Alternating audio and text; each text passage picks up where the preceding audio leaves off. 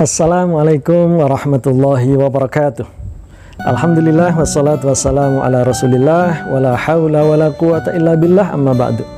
Saudara-saudaraku dimanapun Anda berada, Alhamdulillah pada kesempatan yang berbahagia ini kita kembali dapat bersua. Mudah-mudahan seluruh rangkaian aktivitas yang kita jalani dicatat oleh Allah sebagai amal ibadah dan kelak dapat memperberat timbangan amal kebajikan bagi kita semuanya ketika kita dipanggil oleh Allah Subhanahu wa Ta'ala.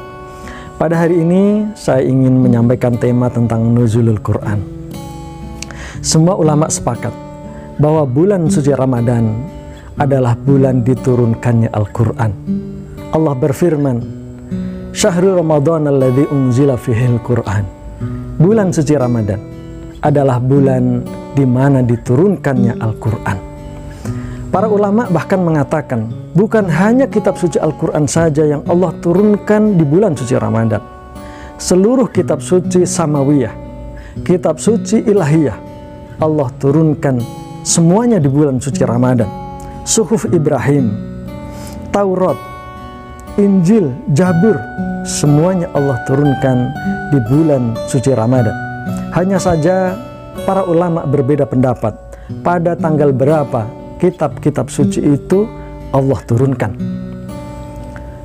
Semua kitab suci selain Al-Quran Allah turunkan dengan jumlah total langsung kepada para nabi yang membawanya, nabi pilihan Allah Subhanahu wa Ta'ala. Tetapi lain halnya dengan Al-Quran. Awalnya Allah turunkan Al-Quran dalam jumlah sekaligus dari Lauhul Mahfud ke Baitul Izzah langit dunia. Tetapi kemudian Allah turunkan melalui malaikat Jibril kepada Rasulullah SAW dengan berangsur-angsur, dengan bertahap, sesuai peristiwa dan kejadian yang dihadapi oleh umat manusia, yang dihadapi oleh Rasulullah SAW. Al-Quran Allah turunkan dalam kurun waktu kurang lebih 23 tahun. Dalam masa itulah, secara berangsur-angsur, sesuai kebutuhan, Allah turunkan Al-Quran melalui malaikat Jibril kepada Rasulullah Sallallahu Alaihi Wasallam. Para ulama mayoritas menyatakan bahwa surat yang pertama kali Allah turunkan kepada Rasulullah Sallallahu Alaihi Wasallam adalah surat Al-Alaq ayat 1-5. Iqra bismi rabbikal ladzi khalaq, khalaqal insana min 'alaq, iqra wa rabbukal akram, alladzi 'allama bil qalam, 'allamal insana ma lam ya'lam. Itulah surat yang pertama kali Allah turunkan kepada Rasulullah sallallahu alaihi wasallam, yaitu ketika Rasulullah berada di Gua Hira di Jabal Nur, sebuah gunung yang letaknya sekitar 6 km dari kota Mekah. Saudara-saudaraku dimanapun Anda berada, sedangkan ayat terakhir yang Allah turunkan kepada Rasulullah SAW terjadi perbedaan di kalangan ulama. Di antara mereka mengatakan bahwa ayat yang terakhir turun adalah surat Al-Maidah ayat 3 yang berbunyi, al-yauma akmaltu lakum dinakum wa atmamtu alaikum ni'mati wa raditu lakumul islam madina. Pada hari ini telah aku sempurnakan untukmu agamamu, dan telah aku cukupkan nikmatku bagimu, dan telah aku ridhoi Islam sebagai agama bagimu. Sebagian ulama mengatakan bahwa ayat yang terakhir turun itu adalah surat An-Nasr ayat pertama, idza jaa nasrullahi wal fath, ketika datang pertolongan Allah dan kemenangan.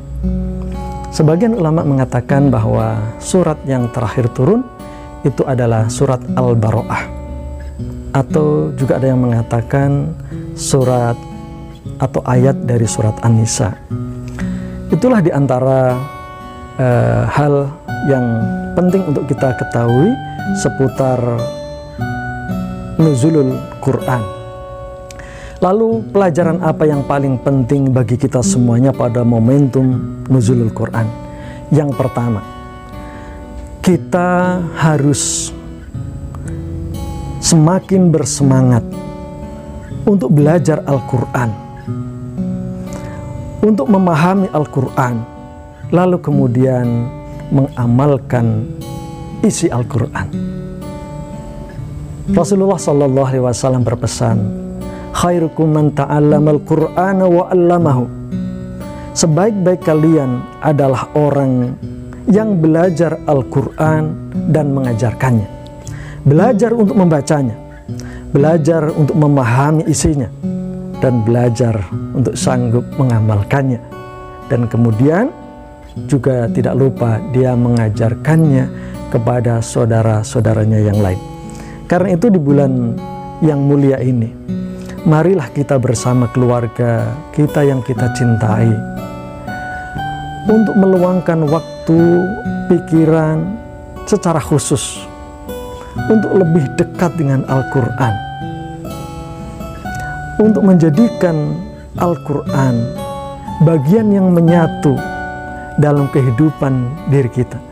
Jangan sampai Al-Quran menjadi hiasan di lemari-lemari saja, menjadi hiasan di meja ruang tamu kita, di rak-rak perpustakaan sekolah, perpustakaan kampus, perpustakaan kantor-kantor kita.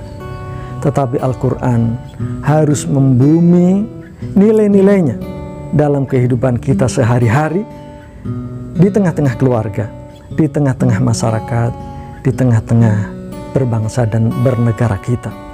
Nilai-nilai Al-Quran, spirit Al-Quran harus mewarnai seluruh dimensi kehidupan kita. Saudara-saudaraku, dimanapun Anda berada, nilai Al-Quran tidak pernah lekang dengan waktu. Barang siapa yang terus berpegang teguh dengan nilai-nilai Al-Quran, dengan petunjuk Al-Quran, maka pasti hidupnya akan selamat dan bahagia di dunia dan di akhirat. Terima kasih atas segala perhatiannya. Assalamualaikum warahmatullahi wabarakatuh.